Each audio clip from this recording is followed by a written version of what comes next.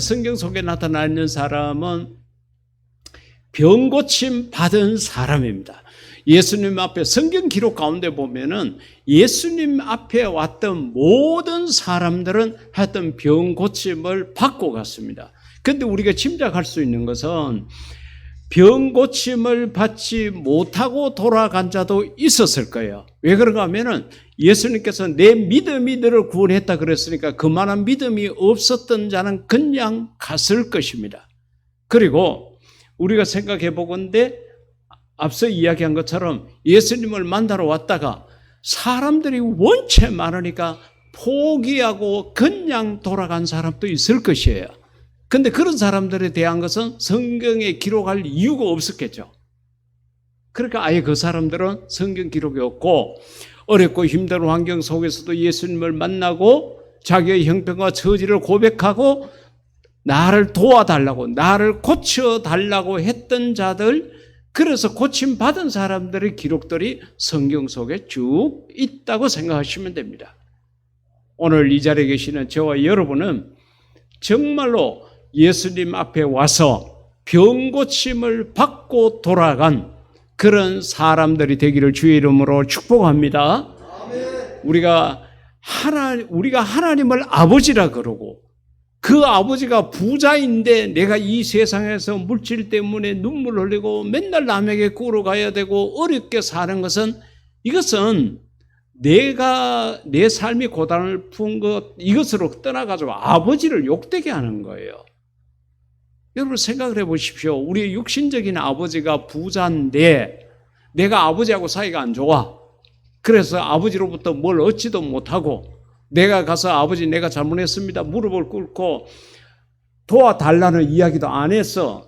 맨날 이 집 저 집 돌아다니면서 거지처럼 얻어먹고 산다 그러면은 내 자신의 삶도 비참하지만은 아버지를 욕되게 하는 거예요. 그렇기 때문에 우리가 이 세상에서 물질적으로 어렵고 힘들게 살아갈까 싶어가지고 말라기서 3장에서 하나님께서 미리 말씀하셨습니다. 10분의 1을 온전히 바쳐라. 그러면은 그거 몇 배를 줄게가 아니라 쌓을 곳이 없도록 복을 줄게 그렇게 약속을 하신 거예요. 그럼에도 불구하고 그 말씀대로 행하지 않아가지고 맨날 우리가 물질 때문에 힘들어하고 괴로워하고 남에게 손 벌리고 이렇게 살아가는 것은 내 삶도 비참하고 하나님을 욕되게 하는 거라는 거예요. 그렇기 때문에 사랑하는 성도 여러분, 절대로 물질 때문에 걱정 근심하지 말고 그 걱정하실 일이 있으면은 내가 하나님 앞에 온전한 11조 생활을 하고 있는가 내 신앙생활을 한번 점검을 해 보시고 그리고 내가 지나치게 욕심을 많이 부린 게 아닌가 내 욕심도 한번 점검을 해 보십시오. 입을 것이 있고 먹을 것이 있은즉 족한 줄로 알고 살아가는 그런 마음의 넉넉함이 우리 속에 있기를 주의 이름으로 축복합니다. 오늘 이 본문 속에 나타나 있는 사람은 어떤 병을 가졌는가 하면은 나병 환자라 그랬습니다. 이것을 절의 성경 가운데 보면 문둥병이라 그랬죠. 그렇기 때문에 우리는 문둥병이라 그러면 빨리 이해가 됩니다. 살이 썩어 들어가는 거죠. 뼈가 녹아내리는 거죠. 그렇기 때문에 여러분 우리 사람 몸에 200개가 넘는 뼈가 있는데 이 뼈가 없다 그러면 우리는 하나의 고기 덩어리입니다. 뼈가 있어가지고 얼굴이 있고 어깨가 있고 우리 몸이라는 것이 균형이 잡히게 되는 거예요. 근데 나병 환자는 살이 썩어 들어갑니다. 그렇기 때문에 외형적으로 보기가 흉해요. 그리고 뼈도 아침에 자고 일어나서 우리 대구에 그 나병 환자들이 있었던 그러한 시설이 있거든요. 거기에 교회도 있고 그렇습니다. 그런데 그때 이야기를 들어보면 아침에 자고 일어나서 담요를 개면은 손가락, 발가락들이 뒹굴어 다닌다 그래요. 감각이 없어요. 아픈 것을 느끼지를 못합니다. 그러니까 얼마나 무서운 병입니까? 그래서 구약시대 때는 이런 병에 걸린 사람들은 하나님으로부터 저주를 받은 사람이다. 그렇게 이야기할 만큼 이 병이 무서웠어요. 그렇기 때문에 이 나병 환자가 예수님에게 나와 절하며 이르되 그랬는데, 여러분 우리가 이 성경 구절을 보면은 이거 당연한 거네, 별거 없네 이렇게 생각할지 모르지만은, 그러나 우리 나병 환자가 그 당시에 사람들이 다니는 길가나 모이는 장소에 가려고 그러면은 머리로부터 발끝까지 전부 다 가려워야 돼요. 눈만 이렇게 내놔야 됩니다. 그리고 손에 조그마한 종을 하나 들고 딸랑딸랑 흔들면서 그렇게 지나가야 돼요. 그리고 입으로는 뭐라고 그래야 되는가 하면은, 나는 죄인이로소이다, 나는 죄인이로소이다. 다시 말하면은 앞서 이야기한 대로 나는 하나님으로부터 저주를 받은 사람이라는 의미에서 나는 죄인이로소이다, 나는 죄인이로소이다 그러면서 종을 울리면서 지나가야 돼요. 그럼 그 종소리가 들리면은 사람들이 전부 다 길을 비킵니다. 더러워서 비키는 거예요. 혹시나 내가 저 사람하고 피부 접촉이 일어나서 나도 문둥병에 걸리지 않을까 하는 그 염려 때문에 길을 다 피하는 거죠. 만약에 그렇게 하지 않고 지나가다가는 돌에 맞아가지고 그 자리에서 죽습니다.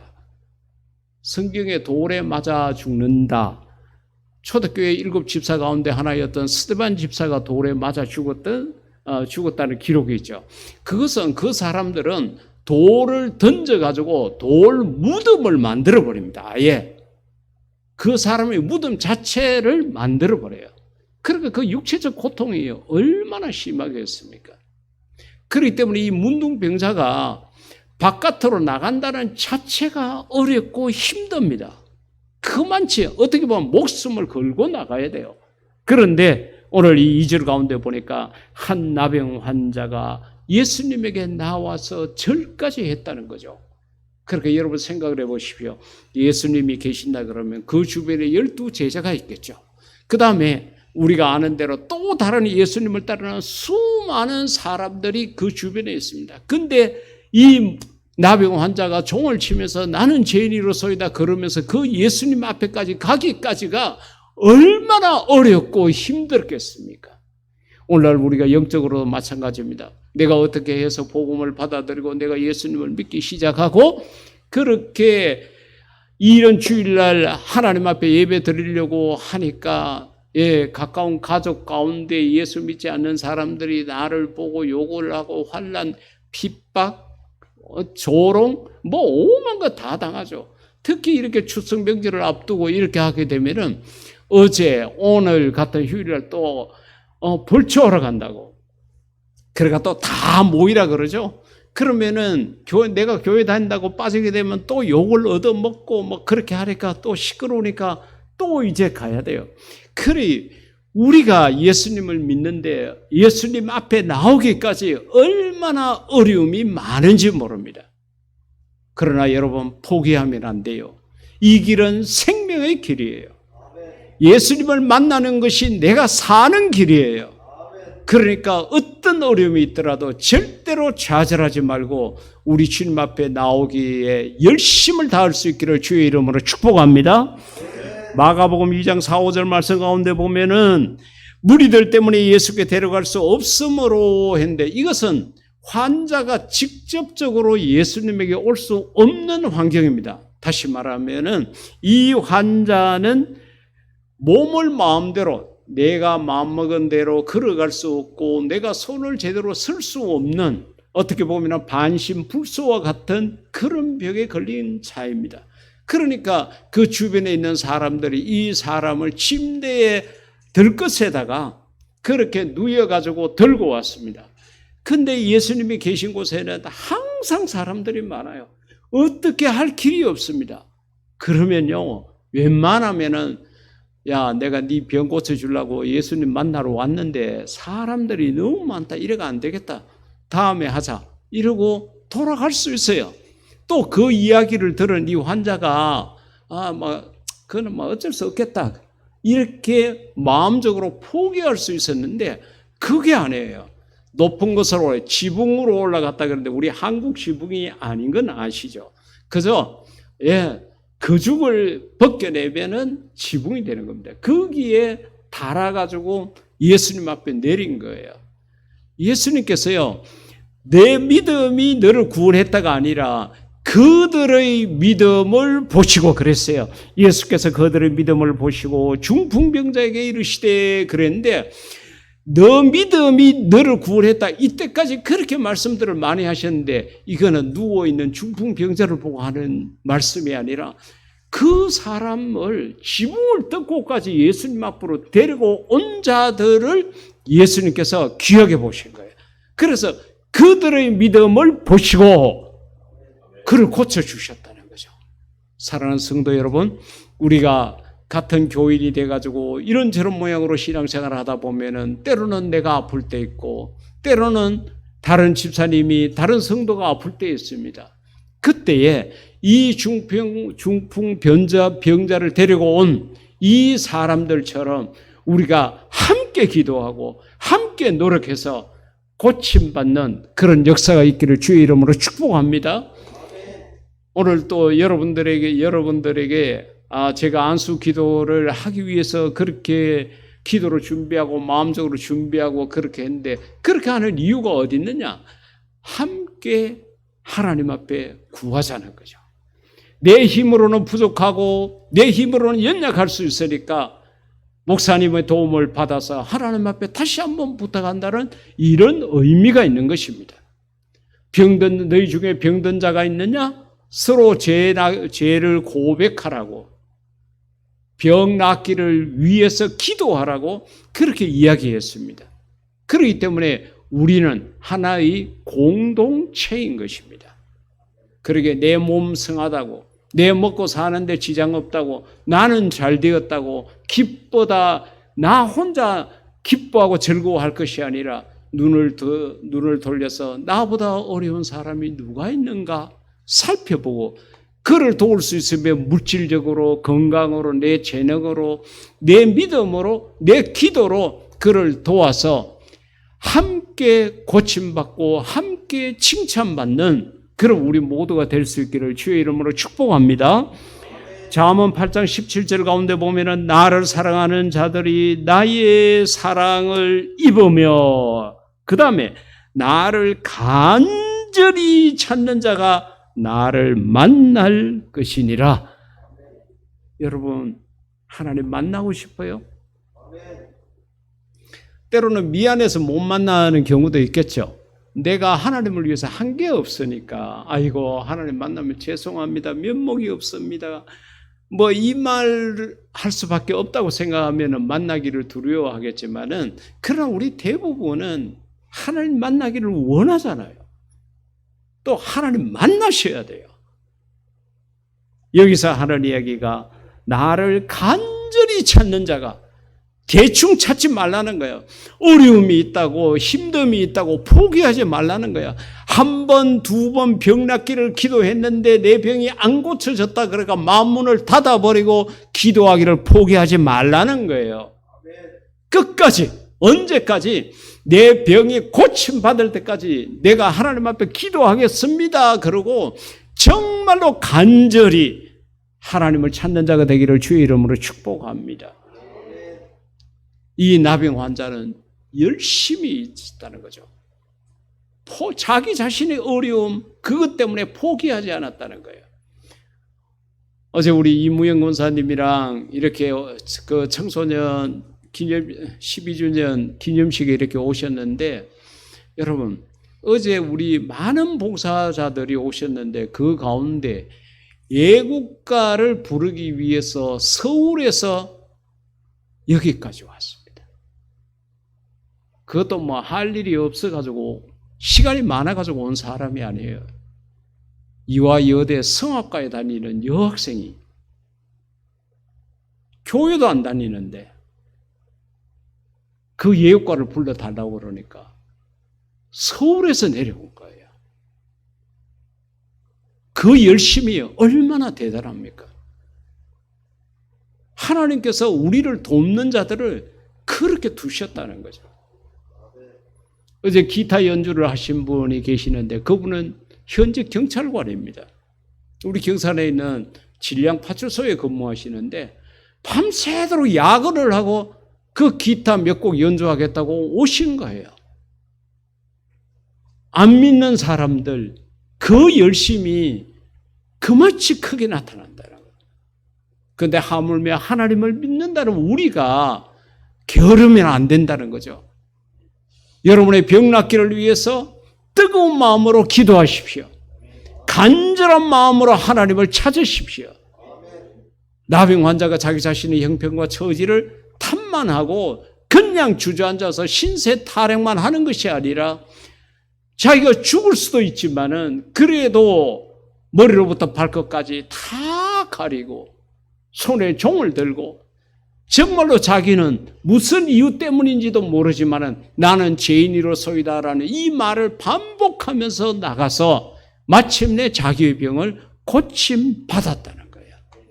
그렇기 때문에 열심을 내십시오. 뜨거운 마음으로 찬양하고 뜨거운 마음으로 아멘하십시오. 하나님의 은혜를 간절히 사모하십시오. 부지런한 사람에게, 열정적인 사람에게 하나님께서 더 큰 은혜를 주십니다.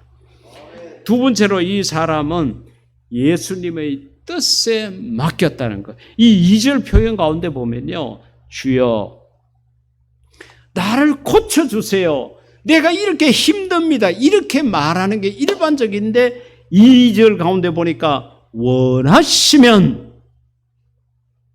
선택권을 예수님에게 맡겨버린 거예요. 원하시면은 예수님 내가 이 병에 걸려가지고 이렇게 살아가기를 원하시면은 나를 그냥 두셔도 됩니다. 예수님 내가 고침받고 예수님 믿고 이렇게 건강한 모습으로 살아가는 것을 남에게 보이기를 원하면은 나를 고쳐주시면 됩니다. 주님이 원하는 게 어디에 있습니까? 원하시면은 저를 깨끗하게 할 수 있다고 그같이 이야기를 한 거예요. 이 나병 환자의 믿음이 대단한 겁니다. 사실은 예수님께서 겟세마네 동산에서 십자가를 앞두고 기도하실 때도 그랬죠. 누가복음 22장 41절 이하의 말씀 가운데 보게 되면은 12제자를 데리고 겟세마네 동산에 갔습니다. 정말로 그곳에 가서 보면요. 산이 동산입니다. 조만한 산입니다. 산이라 할 수도 없고 그냥 언덕바지예요. 예루살렘 성이 있고 계곡이 있고 그 다음에 여기에 겟세마네 동산이에요. 여기에 예수님께서 기도하러 가신 거거든요. 12제자를 다 데리고 기도하러 가셨다가 제자들을 두고 베드로, 요한, 야고보 세 제자를 데리고 좀 더 깊은 산으로 들어갔습니다. 그리고 그 세 제자를 두고 예수님은 혼자 좀 더 들어갔어요. 근데 그 거리가 어느 정도 되느냐? 그냥 돌을 던지면은 알만한 거리. 그래 가까운 큰 소리로 이야기를 하면 얘들아 그렇게 부르면 들을 수 있는 그 거리라는 거죠. 그곳에 가서 예수님께서 기도를 하시는데 그 기도의 내용이 내 원대로 마옵시고 십자가를 져야 되는 목숨이 걸린 엄청난 고통이 있는 그 일인데 하나님 내가 왜 죽어야 됩니까? 내가 무슨 죄가 있습니까? 내가 왜 이들의 죄를 대신해야 됩니까? 얼마든지 변명할 수 있고 그 십자가를 지지 않게 해달라고 그렇게 간청할 수 있었겠지만은 예수님께서는 그랬습니다. 내 생각으로는 이 잔이 지나가기를 원합니다. 이 십자가를 지지 않았으면 좋겠는데 그러나 내 원대로 마옵시고 아버지의 원대로 하라고 그 모든 것을 하나님에게 맡겼다는 거죠. 여러분 우리가 기도하는 목적이 제일 큰 목적이 어디에 있는가 하면은 하나님 뜻을 아는 데 있습니다. 하나님 뜻이 어디에 있느냐? 그러면은 내가 죽는 길이든 내가 사는 길이든 하나님 뜻이면은 그 길을 가야 된다는 거죠. 그래서 우리가 찬송가 중에서도 주여 주님의 뜻이라면은 내 병든 몸을 고쳐달라 그러잖아요. 주의 뜻이라면 내가 이 세상을 가난하게 사는 것이 하나님의 뜻이라면 가난하게 살아도 좋습니다라고 기도할 수 있어야 된다는 거죠. 내가 병든 몸을 가지고 이 세상을 사는 것이 하나님의 뜻이라면 나는 그렇게 살겠습니다. 근데 하나님이 그런 분은 아니거든요.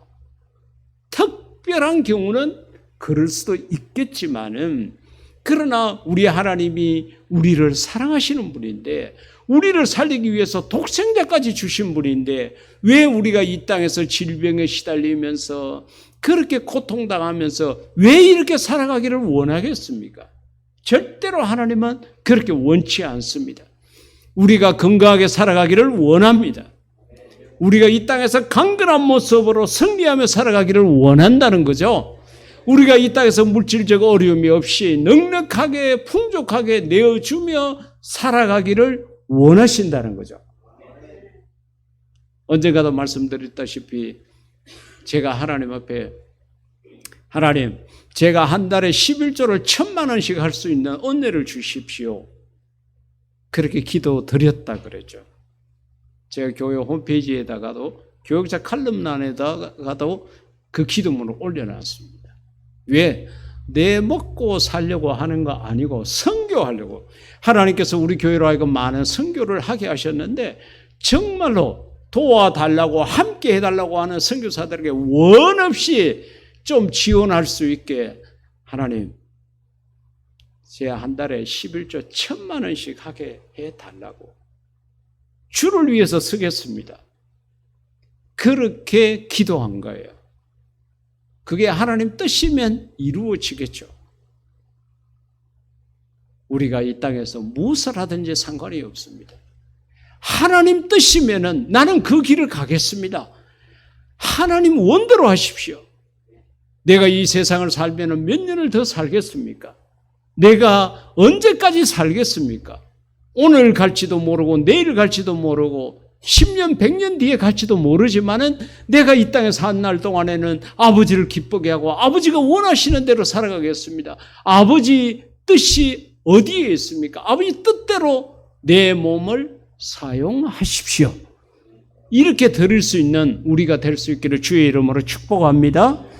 마태복음 12장 50절 가운데 보면은 누구든지 하늘에 계신 내 아버지의 뜻대로 하는 자가, 아버지의 뜻대로 사는 자가 형제요, 자매요, 어머니라. 예수님께서 한참 이렇게 복음을 전하고 있고 그러니까 예수님 어머니와 예수님 동생들이 찾아왔어요. 근데 사실은 이거 찾아온 것이 왜 왔는가 하면은 예수가 미쳤다고 생각을 한 거예요. 너가 오빠가 미쳤고, 너가 형이 미쳤고, 네 아들이 미쳤다고 동네 사람들이 하도 이야기를 하니까 부끄러워가지고 예수를 데리고 아들을 데리고 집으로 들어가야 되겠다 싶어서 온 거예요. 근데 그때 제자들이 선생님, 어머니가 왔고 동생들이 왔습니다. 그렇게 이야기했을 때 예수님이 하시는 말씀이 이 말씀이에요. 누가 내 형제고 누가 내 어머니냐. 그러면서 내 아버지의 뜻대로 하는 자가 바로 형제요, 자매요, 어머니라고 그런 거예요. 그러니까 우리가요, 예수님하고 국적이 다르고 시대가 다르고 언어가 다르고 풍습이 다르지만은 우리가 예수님을 믿고 정말로 하나님의 뜻대로 살아가게 되면은 우리는 하나님은 아버지요, 우리는 형제요, 자매인 것입니다. 우리가 천국에 가서 생활할 때도 마찬가지입니다. 천국 가게 되면요, 지금 부부도 없고 부모도 없고 형제도 없고 아무 관계가 없습니다. 만약에요, 이 관계가 계속된다 그러면은 자식이 이 세상 살 때 그렇게 속을 썩였는데 만약에 천국에 가서 또 내 자식이야. 그러면 이 지구에 살 때 애 먹은 게 생각이 나가지고 그 자식 보고 살겠어요? 그러다가 늙도 안 해. 죽도 안 해. 영원히 살아. 그러면 그게 천국이 되겠어요? 아내가 그렇게 애를 먹이고 남편이 그렇게 애를 먹였는데 천국 와서 떡 만났어. 늙지도 않아, 죽지도 않아, 병들지도 않아. 그럼 그게 천국이 되겠어요? 안 되죠. 그러니까 하나님께서 어떻게 하셨는가 하면은 우리가 이 세상 생활을 다 끝을 내고 나중에 하나님 나라 가게 되면은 우리가 휴대폰 진짜 안 되고 컴퓨터도 마찬가지다. 그랬을 때 리셋을 시키잖아요. 재부팅을 해버리잖아요. 모든 것을 제로 베이스로 싹 깔아버리죠. 하나님 나라에서의 관계도 마찬가지입니다. 그래서 하나님 나라에 가게 되면 하나님은 아버지요, 우리는 그 아버지 밑에 형제요 자매인 것입니다. 그래야 우리가 정말로 천국에 대한 기쁨도 있고 그렇겠죠. 그러면은 여러분, 우리가 이 세상 살 때 어떻게 해야 될까요? 지금 내 남편, 내 아내, 내 자식들, 내 형제들 더 사랑해야 되지 않겠어요? 이 시간이 그렇게 길지 않습니다. 추석 명절 때 여러분 가능하면은 그 형제지간이, 그 부모가, 그들이 예수를 믿지 않을수록 더 찾아가십시오. 예수에 욕한다, 예, 그래도 가십시오. 우리 주님이 당하신 고통 생각하면 아무것도 아니잖아요. 나는 예수 믿고 형제지간 친척들은 예수 안 믿는다고 안 가면 그들에게 누가 복음을 전하겠어요? 복음 전한다는 마음으로 가십시오. 그래서 말도 친절하게 하시고, 다른 자식들보다 부모에게 용돈도 더 드리시고요, 다른 자식들보다 더 일찍 가고 더 늦게 그렇게 오십시오. 그래서 과연 예수 믿는 자식이 다르구나, 이 생각을 심어 주십시오. 그래야 우리가 하나님을 전할 수 있고 복음을 전할 수 있잖아요. 그러지 아니하고 정말로 예수 믿는 것들 이런 소리 들을 만큼, 손가락질 받을 만큼 우리가 그런 행동을 하게 되면 평생 우리의 형제들에게, 우리의 부모들에게 복음을 전하지 못합니다. 믿지 않는 친척일수록 더 찾아가시고 더 함께해서 하나님 사랑을 나눌 수 있기를 주의 이름으로 부탁을 드립니다. 요한복음 9장 말씀 가운데 보면은 이제 예수님이 제자들과 함께 가는데, 제자들이 자기들이 아는 사람이 있어. 시각장애인이에요. 앞을 보지 못해. 근데 제자들은 알아요. 저 사람이 태어날 때부터 시각장애를 가졌다는 걸 알았습니다. 그렇게 이제 제자들의 마음속에 궁금증이 생기는 거예요. 자, 그러면은 태어나기 전부터 그랬다 그러면 저게 도대체 누구 죄 때문에 저렇게 앞을 보지 못하지? 태어나기 전에 그런 것 같으면 이게 부모가 잘못한 것을 자식에게 물려받게 되었나? 아니면은 저게 뭐 엄마 뱃속에 있을 때 뭘 큰 죄를 지어가지고 저렇게 시각장애인으로 태어났나? 궁금한 마음이 들어서 예수님에게 물은 거예요. 선생님, 저 사람이 시각장애인으로 태어난 것이 누구 죄입니까? 부모 죄입니까? 본인 죄입니까? 그렇게 물은 거예요. 거기에 대한 예수님의 대답이 무엇인가 하면은, 그 부모의 죄로 인한 것이 아니라 그에게서 하나님이 하시는 일을 나타내고자 합니다. 그래, 이 말은 하나님의 뜻이 있다는 거예요. 저가 태어날 때부터 시각장애인이 된 것 다 하나님 뜻이 있어. 근데 우리가 몰라서 지금 궁금해하는 거예요. 다 하나님 뜻이 있어. 그렇죠. 우리가 이 세상을 살아갈 때에 때로는 내 몸이 병든 것도, 때가 내가 경제적으로 어려운 것도, 때로는 내 마음에 심한 고통이 있는 것도 다 원인이 있습니다. 다 이유가 있습니다. 근데요, 우리 믿는 사람들 속에서는 그 속에 하나님의 뜻이 있는 거예요. 그러니까 우리가 건강하게 살다가 몸이 병들고 그러면 어떻게 해요? 하나님 앞에 막 기도하잖아요. 그리고 회개하잖아요. 내 자신을 이제 돌아보는 거죠. 예, 그래서 정말로 내가 죄로 말미암아 병이 왔었다 그러면은 내가 회개하니까 그 병이 고침받게 되는 거죠. 그래서 우리가 건강하게 살아가는 게 아버지의 뜻이라는 거예요. 내가 물질적으로 부족함이 없을 때 교만하고 거만하고 세상에 허랑방탕하게 살아가고 막 이렇게 할 때 하나님께서 물질의 복을 장과, 그러면 먹고 살기 어려우니까 어떻게 돼요? 내 자신을 돌아보기 시작한 거죠. 내가 하나님이 주신 물질을 허비하고 살았다는 생각 때문에 회개하고 다시 돌아서게 되면은 하나님께서 그걸 바라고 원하신다는 거죠.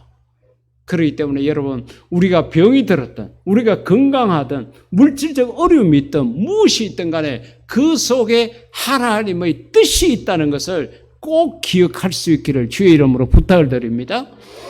사도 바울이 막 사역을 할 때에 그의 앞치마만 얹어도 병든 자가 나왔습니다.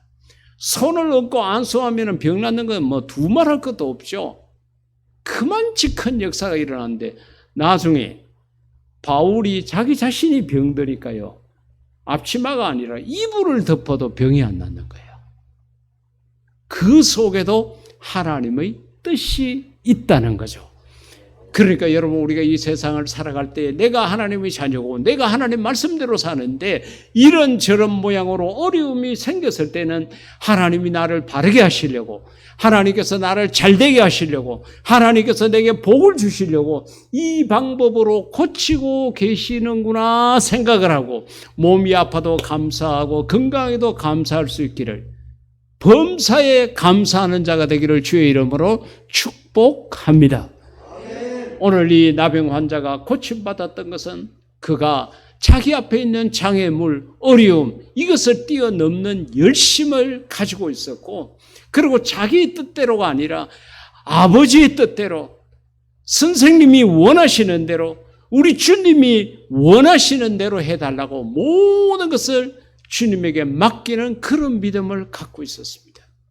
오늘 저와 여러분이 이 나병 환자가 가졌던 믿음처럼 우리도 정말로 대단한 믿음과 열심을 가져서 우리 모두가 고침받기를 주의 이름으로 축복합니다. 이 시간 우리 다 같이 기도할 때, 하나님, 나도 이 나병 환자와 같은 이 열심을 갖게 해달라고, 하나님의 뜻에 맡기는 믿음을 갖게 해달라고 다 같이 기도하시겠습니다.